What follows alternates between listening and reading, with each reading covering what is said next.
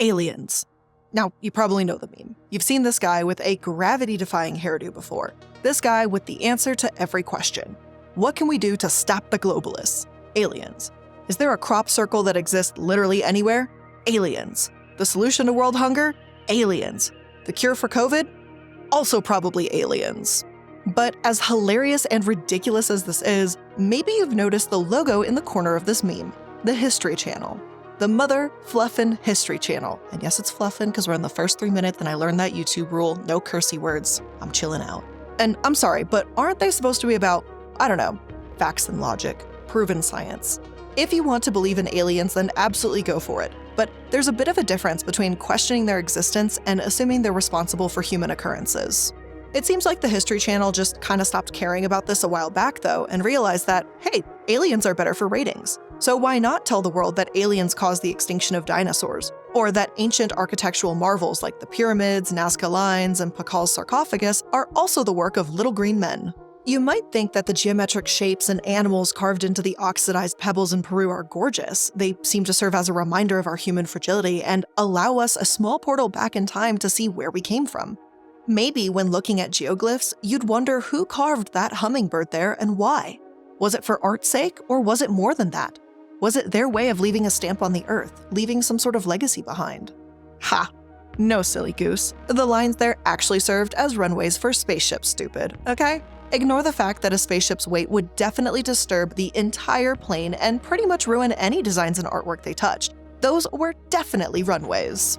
And you've got to believe them because it's the History Channel after all. And because their information is presented in a documentary-style way, then that makes them extra believable.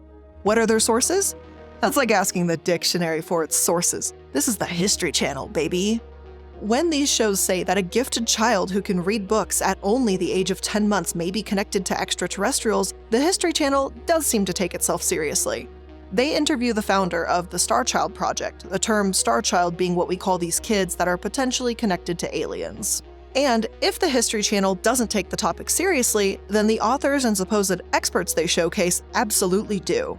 I mean, no offense, but if you're going to have the classic alien guy hypothesize that every human is part alien and potentially try to use skull sizes to back up your claims, and every human being already is part alien, then I'd really like to see some practicing neurosurgeons and anthropologists take a crack at this phenomenon too.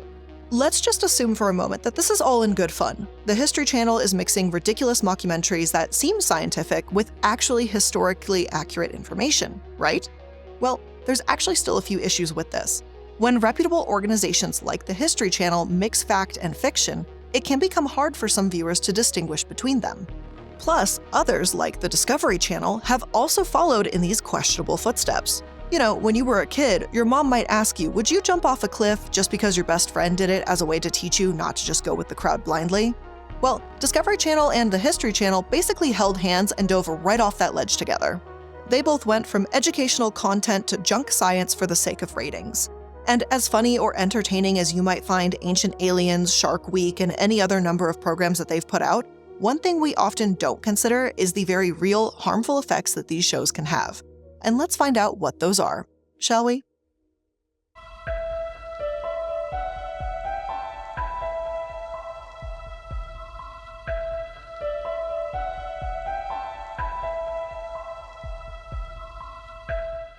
Hello and welcome to the Corporate Casket. I'm the Illuminati, and today we're talking about when supposedly educational channels perpetuate junk science, focusing mainly on programs by the History Channel and the Discovery Channel. So let's get back to Ancient Aliens first, because it's kind of funny and kind of low-hanging fruit if we're going to be honest.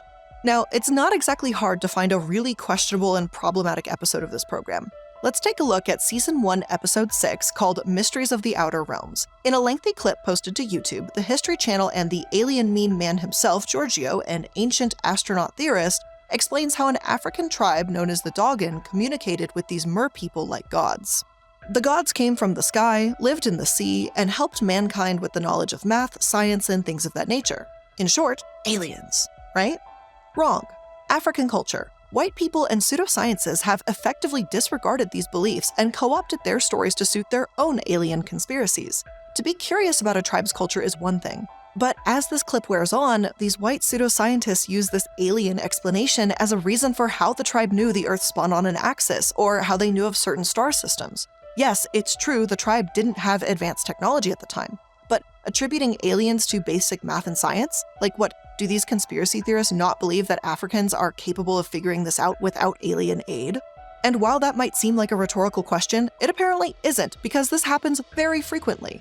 Despite the mountains of evidence that ancient Peruvians made the Nazca lines that we talked about earlier, the show Ancient Aliens would rather call them mysterious, baffling, and proof of extraterrestrial beings. So what is more likely, that little green men made this shit than an ancient Peruvian? It sounds mind-boggling insulting to say something like that, truthfully. Plenty of theorists have proposed what these lines are actually for, though it does seem like agricultural reasons, and the transport of water may be the most likely explanation. Even if it's not super clear what the lines were used for, writing Peruvians out of the story and potentially giving credit to aliens instead is just the wrong move here. But hey, no one takes Ancient Aliens seriously, right? It's supposed to be just a joke, just, entertainment, so these questionable theories shouldn't have any weight to them, right? Well, also no. Katy Perry of all people told the Rolling Stone in 2011, quote, "When it talks about the sky people, how everyone comes from the sky and how the pyramids were used for star observations, it's too much for me. It all seems to connect the dots. It's blowing my mind." And I mean, maybe she just means it's an interesting conspiracy, but it really doesn't seem that way. And while it's not too difficult to find out that these aren't based on any real science, since we're still learning about space and the show seems to blend a sprinkling of fact with fiction, it makes the program easier to believe.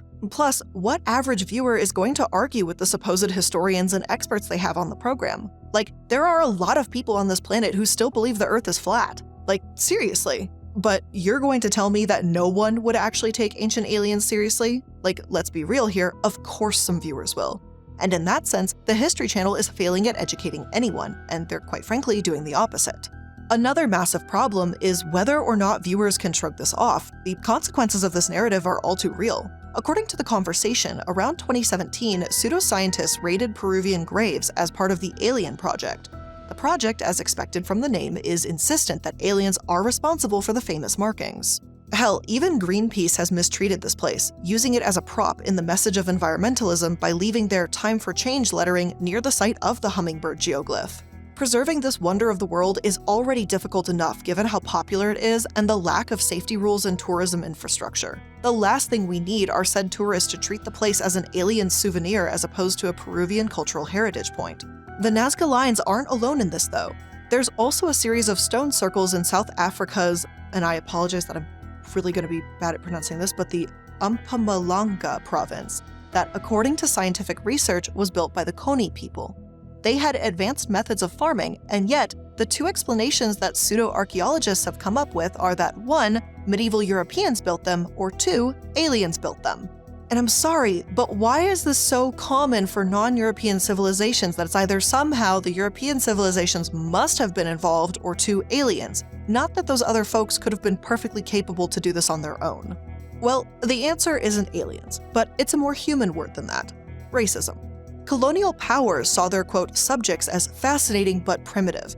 Yes, they have amazing stone circles and pyramids and trenches, they acknowledge that, of course. But surely these primitive people couldn't make this, and that's where stories of aliens and white Europeans making it comes from. Ancient Aliens, whether you consider it funny or a pathetic attempt at a joke, is basically just the embodiment of this idea in television form, and little else.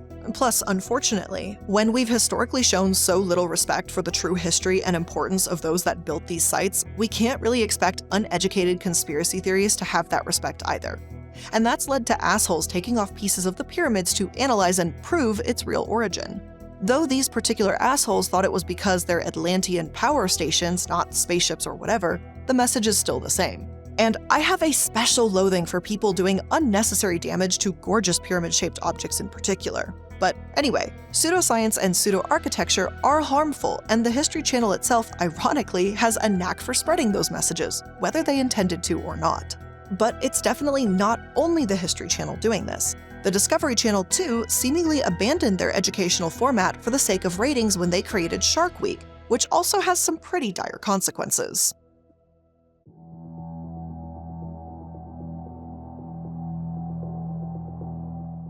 Shark Week, as the founder of the Pelagic Shark Research Foundation puts it, is all about big game trophy fishing, extreme sports diving, and science fiction monster sharks. Sharks are seen as the boogeymen of the ocean, and even in recent months, the Discovery Channel is more than happy to portray them that way. They're unreal, powerful, and fast. Who wouldn't love watching these creatures in motion? It's like a real-life horror movie, basically. Given this, it might surprise you to learn that Shark Week from the late 1980s to around the mid-1990s was actually about conservation. And I'm not joking. This annual tradition was once about highlighting the problems sharks face and correcting misconceptions, but now it's effectively doing the opposite. In 2021, Discovery aired the following programs: Alien Sharks Greatest Hits, Cuba's Secret Shark Lair, Guy Fieri's Feeding Frenzy, Shark Tank meets Shark Week, Shark Wrecked, Great White Shark Babies, Sharks Gone Wild, and an adaptation of an existing Discovery property, Naked and Afraid of Sharks. I really fail to see how this encourages conservation in the slightest, but that's not really the point anymore, is it? Instead, Shark Week has become commercialized, sensationalized, and all the educational content has effectively been stripped right from it. And again, someone could use the same argument they did for Ancient Aliens, right? No one takes it seriously. People know that there aren't that many shark attacks, and it's all in good fun. Even the channel's vice president of development and production said in 2014 that these Sharkageddon and Sharkpocalypse titles weren't meant to be taken seriously, just push an envelope. However, like Ancient Aliens, there are consequences to Shark Week that need to be taken seriously, and of course, some viewers can't distinguish between fact and fiction. Take the Megalodon, for example. This monster is real, in the same way that dinosaurs are real. They used to dominate the planet's ocean. You can find fossilized evidence of this in museums and be stunned and awed by the size of just the jaws. But here's where the problem comes in. The Discovery Channel created a documentary called Megalodon, the Monster Shark That Lives, and people believed it. About 75% of people that took part in an online Discovery poll said that yes, they were convinced that Megalodon is still alive today, despite the documentary being based on flimsy or downright fake evidence. Christy Wilcox wrote in Discover magazine, quote, "No whale with a giant bite taken out of it has ever washed up here in Hawaii. No fishing vessel went mysteriously missing off of South Africa in April. No one has ever found unfossilized megalodon teeth. Colin Drake doesn't exist. The evidence was faked, the stories fabricated, and the scientists portrayed on it were actors. The idea that Megalodon could still be roaming the ocean is a complete and total myth." As Wilcox pointed out, there are fantastic sharks out there, even ones with a bite strength high enough to crush a car. But instead of talking about actual sharks, promoting conservation efforts, or talking about any of this in any productive, factual way, the Discovery Channel used its format and reputation to deceive its viewers. This isn't to say that mockumentaries should be banned or anything, but a tiny, basic disclaimer doesn't seem like too much to ask for when in the past, Discovery has been considered the world's #1 nonfiction media company. Like in so many cases, it's the presentation and transparency that lies at the root of the problem. If you're a reputable, factual television channel and decide to pivot to mockumentaries and misinformation, the least you can do is stick a disclaimer on that. It shouldn't be too much to ask for. Unfortunately, not only has Shark Week failed to do this, but Smithsonian calls it the largest stage in marine biology, giving junk science an audience of millions of viewers. David Schiffman, an actual marine biologist, and 5 of his colleagues watched over 200 episodes of Shark Week in late 2022 to see just how much misinformation is spread through these programs. According to their findings, many of the episodes are, quote, "missed countless chances to teach a massive audience about shark conservation." Worse yet, they even glorified wildlife harassment and have likely exacerbated existing issues. Pseudoscience is bad enough, but I guess the Discovery Channel decided they could amp things up a bit. And as I'm not a marine biologist, allow me to let David explain. Firstly, the Discovery Channel has claimed that Shark Week educates the public about conservation, while just 6 of the 200+ episodes had actionable tips that are honestly pretty weak at best. For example, telling your predominantly US-based viewers not to eat shark fin soup, a traditional Asian delicacy, isn't really a useful conservation tip. The US is only involved in about 1% of the global fin trade, so discussing the ban of finning here isn't all that helpful either. We're not the audience that is going to really be able to make like an actionable change. If the Discovery Channel actually wanted to help, why not talk about what a massive issue overfishing has become? They show plenty of footage of divers in shark cages, but the real research, tracking tagged sharks or genetic and paleontological studies, come second to scuba divers. Because lab work is less exciting and less positive for ratings, so I guess the Discovery Channel doesn't bother with it. Basically, they want to promote conservation efforts in their own way, not in the way that might actually be most helpful to the sharks themselves. And if their way happens to be harmful or lead to misinformation, then so be it. David also points out, as you'd probably expect by now, that there aren't really many genuine experts on the Shark Week program either. One underwater photographer they feature, Andy Casagrande, has literally encouraged shark diving while taking LSD. And I'm not kidding. He said this, here's her quote. "Allows you spiritually connect with these polite and majestic predators. It facilitates enlightenment and coexistence on an existential level that cannot be superseded by anything except photosynthetic sour candy." But okay, Discovery Channel, what a great expert to feature on your program. And all of this, you might think, would be enough reason to seriously question the Discovery Channel's intentions, as well as the motive for Shark Week being on air. If it's about money and nothing more, then the good from it doesn't even come close to matching the harm. But we haven't even gotten to the harassing wildlife part yet. One of their specials, Zombie Shark, was pitched as a scuba diver attempting to become the first person to induce underwater tonic immobility in a massive great white shark. In other words, flipping it over onto its back so it enters a catatonic state. And I have to ask, why? Why go around literally trying to flip sharks over? It's a basic survival tactic they use when fighting, and it's only going to burn more energy. It's basically like a last resort. And for the animal, I have to imagine it's not exactly a pleasant experience either. Human victims of trauma have actually had this happen before and said it was like an out-of-body experience, like the trauma was happening to someone else. So from what we already know about this tonic immobility, it's not like these divers are about to give this shark a cute little belly rub. So let me ask again, why? Researchers already know this exists. We know why it happens. If Discovery Channel actually had a valid, useful, and scientific reason for doing this, like tagging them for conservation, then they could at least share it with the class, right? Because experts in the field have said that this is otherwise simply harassment of a protected species. And I mean, I wholeheartedly agree. It's like the fucking cow tipping of the ocean. It's pointless and not fun for the sharks. Now, that's not to say that sharks are the only ones with misinformation being spread about them on a supposedly information channel. There are plenty of other fake, exaggerated, or questionable programs they've hosted, like the Amish Mafia. But the reason I find Shark Week the most upsetting is because it's a cultural icon, and it's about sharks. You know, creatures who really can't defend themselves against misinformation in the first place. It's not like there's a shark support group out there where great whites and zombie sharks all sit in a circle and talk about the divers that tried to flip them over to get better ratings on their TV programs. So what exactly does that leave us with? We've got two former educational channels that have devolved so much to the point where I honestly feel that they're doing the exact opposite of their intended goals. And for what exactly? Why does this keep happening? And before we try to answer that question and look how education turned into misinformation, let's go ahead and take a quick moment to thank today's sponsors.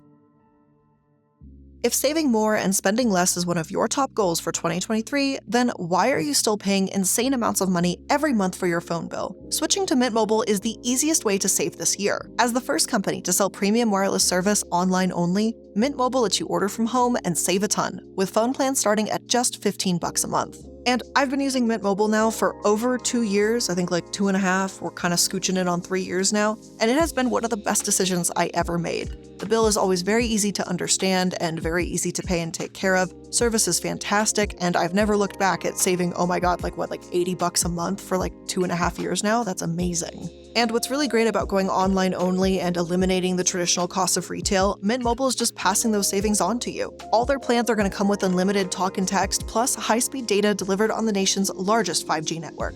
You can use your own phone with any Mint Mobile plan to switch easily in minutes with eSIM. So to get your new wireless plan for just $15 a month and get the plan shipped to your door for free, make sure you go to mintmobile.com/casket. That's mintmobile.com/casket. Cut your wireless bill to $15 a month at mintmobile.com/casket.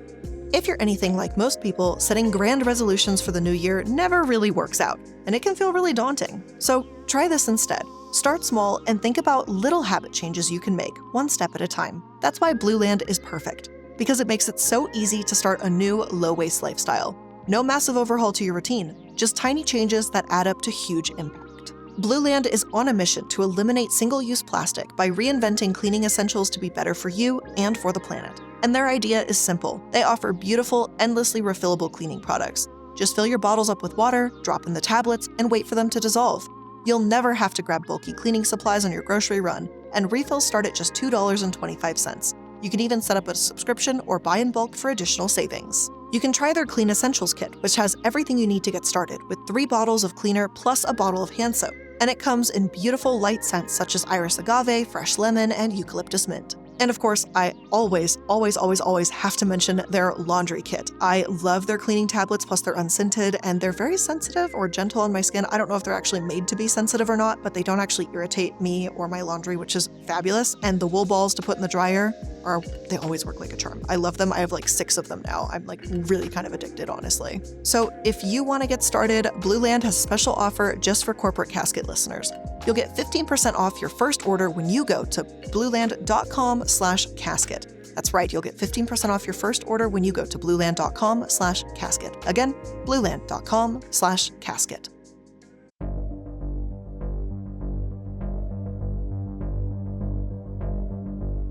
Multiple education channels have resorted to reality TV in order to make a profit and for the sake of ratings.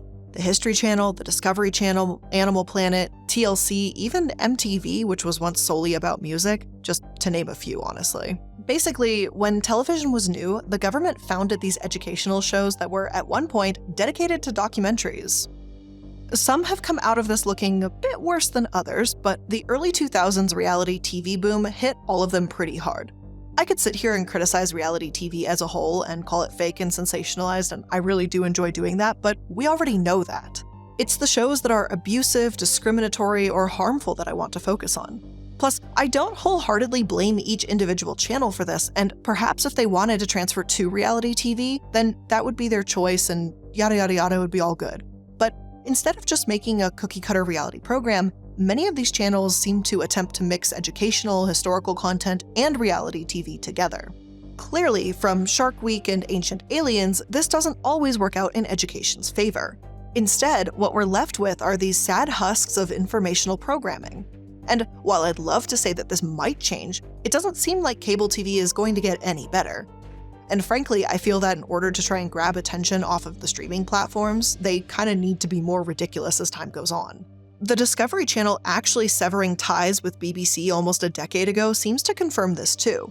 All the way back in 2014, Business Insider reported that their fake documentaries were getting more and more ridiculous, especially after that Megalodon release. But to top it off, they aired another program called Russian Yeti: The Killer Lives around the same time period.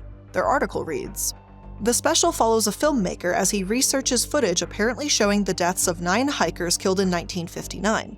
But perhaps the bigger mystery is how the doomed hikers got access to a high-quality digital camcorder in the late 50s. They've also got altered historical images and videos, like adding a massive shark fin beside a German U-boat from World War II. Therefore, the stills may seem all the more real and legitimate and may be all more likely to fool people. Other channels that were a touch slower to drift into this mockumentary-type format have also found success and reward in doing so too. One of the Animal Planet's biggest successes was called Mermaid: The Body Found. And though they did give a disclaimer about it being fake, it only flashed on screen at the end and for a few seconds in a teeny tiny little font.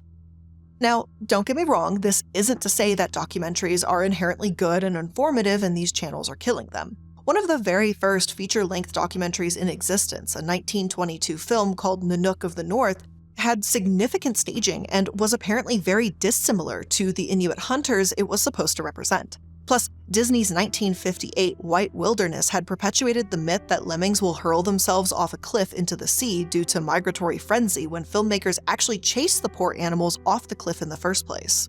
Other documentaries claim to be real, like Venom Hunters on the Discovery Channel. It may contain animal abuse, permit violations, misrepresentation, and other animal welfare violations. Documentaries and educational channels aren't and will never be perfect. But it's this deliberate way of framing a mockumentary as informative that I can't stand. The people that buy into it are said to be suffering from the History Channel effect, and that's how common it is that the History Channel does shit like this. According to a paper on the matter, quote, "Documentary films have long been treated as objective windows into history because viewers feel as if we can see and presumably feel what people in the past saw and felt. As a result, students and the general public don't apply the same critical eye as they do when watching a historically inaccurate Hollywood movie. Historian Robert Rosenstone explains that documentary films are more problematic than Hollywood films, as historians, journalists, and the general public are more trusting of documentary films because they resemble written history more than feature film. The History Channel, of all things, should understand this. Actual historians helped develop the channel, and back in the 1990s they were grateful for it.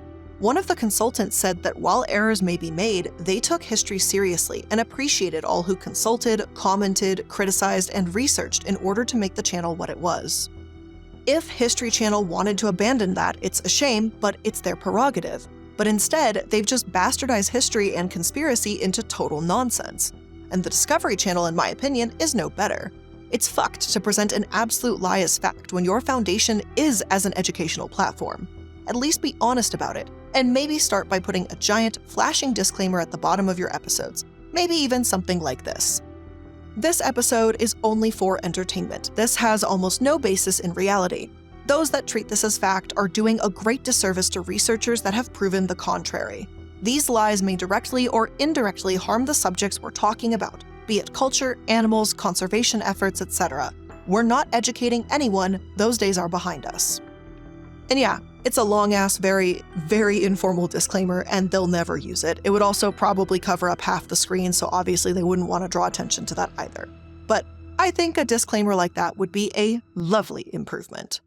But with all of that being said, that is where I'm going to end today's episode of The Corporate Casket. I hope you did actually learn something new today, unlike these channels. And if you did, make sure that you're liking, following, and subscribing to stay up to date on all the latest episodes. I do keep all of the sources that I use to create each of these episodes in the description box below. It's going to be a little link. It literally says sources, and then the link right there will usually be some kind of like pastebin link, and they should be all numbered and put together all neatly for you. But hey, with all of that being said, those are just my opinions, thoughts, some information, just things to simmer on. I hope you have a great rest of your day. It was great that you hung out with me for 20, 30-ish minutes, however long you stayed. I do really appreciate it, and I'll see you in the next one.